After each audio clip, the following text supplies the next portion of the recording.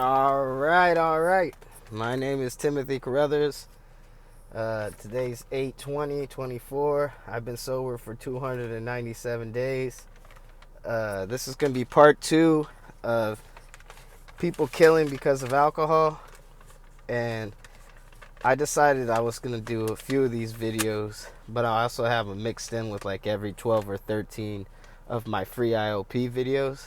But this one's actually a special case because it involves a person that went to University of Virginia, and UVA Hospital is actually where me and my wife both graduated our IOP program. So I'm going to start off. The victim's name is Yardley Love, and the killer's name is George Huguely.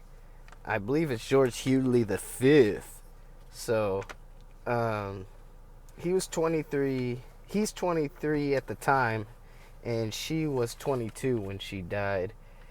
This was at the University of Virginia on May 3rd, 2010, and this was a week before they were to graduate. So, the time of death for Yardley was pronounced at 2:47 a.m. in the morning, and George Huguely is from a wealthy family, and he was a star lacrosse player that got a full scholarship to UVA.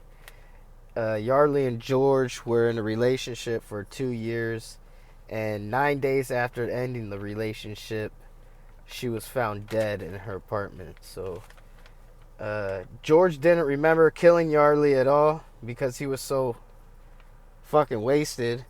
And the day that this happened, he went golfing with his father, and he drank 4 or 5 beers while he was golfing.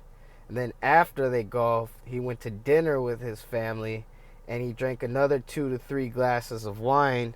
And after dinner, he went to the bar and had 3 or 4 mixed drink or shots of hard liquor. And this is all from his own account. And he said when he arrived after drinking, he arrived at Yardley's house, and upon his arrival, she was fucking terrified of him, and he said, "I just wanted to talk." And then after getting in through her front door, he broke down her door to her room with his foot. He kicked it in, and then again repeated that he just wanted to talk. And he told the police that after he kicked the door in, that she was really defensive. Gee, I wonder fucking why. And it said that she was aggressive, so he shook her. And then he said that she was hitting her own head on the ground. And then he stated that she started freaking out. I fucking wonder why. I mean, normal people freak out. We kick their door in and slam their head into the ground. But alright. She started hitting, then he said again, she started hitting her own head again. Mind you, her head injuries were, nobody's going to injure their own head like that. She asked him to leave, and he said he just wanted to talk. Again. So then he said he was holding her and was persistent. Then said when he left that she went to sleep. So she said he said she went to sleep, and then he left. So George was mad that Yardley hooked up with another lacrosse player from a rival school, which at the time, this was only like a week prior to that. And like I said, they had been broken up for 9 days. So they were already broken up. He had emailed her prior to going over to her house and beating her to death that he was going to fucking kill her. And then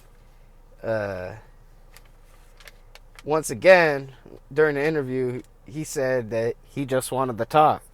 So the whole situation was he wanted to talk to her about them getting back together or her cheating on him, but she didn't want to talk to him. And also, I guess she had went to him prior to that like a couple days prior to that, and she had actually assaulted him. And then he was still mad that she did that in front of her friends. He stole her laptop when he left, most likely because he was afraid of the emails. And then I put that he had cheated on her and beat her on multiple occasions prior to them breaking up, and it was always fueled by alcohol. And she was really small, regardless of her playing lacrosse as well. And again, she died from blunt force trauma. Okay, because he hit her in the head repeatedly. The police asked if she was screaming, and George said no, but she should have been, maybe. Uh, when told she was dead, George did not believe her, and I put whether you believe that he knew she was dead or not. My personal opinion, I think he was too drunk to even know that he realized that he killed her, because he didn't ask for a lawyer or anything. All this information I got was straight from his own mouth, and he volunteered it to the police, and they didn't tell him she was dead until after he said all this shit. So kind of a dumbass. He was also really hungover because he was super drunk that night, and they got him the next morning. So um, when after they told him she was dead, they handcuffed him, and he had uh, mumbled to himself that he had killed that poor girl. He said he was not a bad guy, which is probably most likely true, but I believe he's somebody who needed help, that he was already an alcoholic at 23. And you could be an alcoholic in your teenage years. It doesn't matter. Uh, Even if you don't drink all the time and you binge drink, that's still alcoholic behavior. That's still considered an alcoholic. So he was also from a rich family and was on a scholarship, so he was always popular kid in school. So I'm sure he was super spoiled too.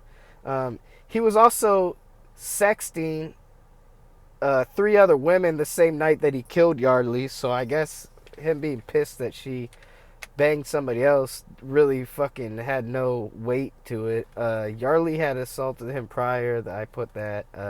But also prior to that, he had strangled her in front of multiple people multiple different times. One of the guys that testified was from this lacrosse team, and he said that he saw himself, George, strangling her one time, and that she left when he caught him. She left crying.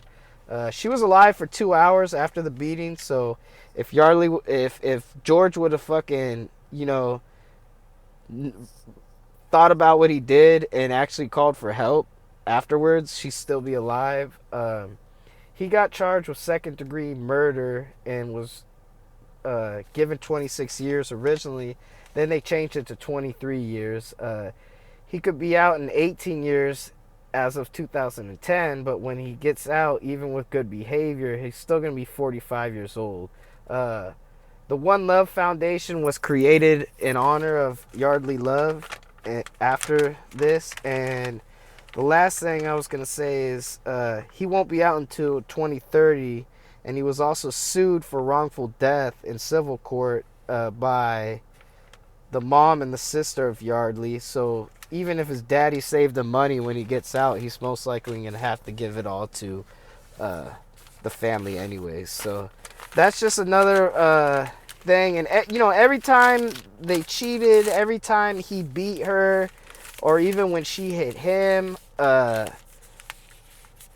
which was only really a couple times. Most of the times he attacked her, and he was always drunk when this happened. The night that he killed her, he was extremely drunk. So the point of all these videos I make is just to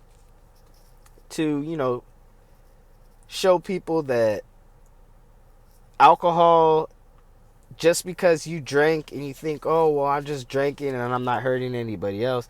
This kid was graduating in a week from when he killed his girlfriend when he was extremely drunk. So he ruined her life, her family's life, and him and his family's life over one night of drinking.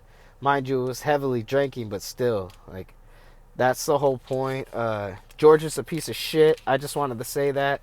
Even if he did have a problem, he's still a piece of shit for murdering his girlfriend. And yeah, that's the video. This is video number 2. So if you like it, give me a like, give it a share, follow me. Thank you, and have a good day.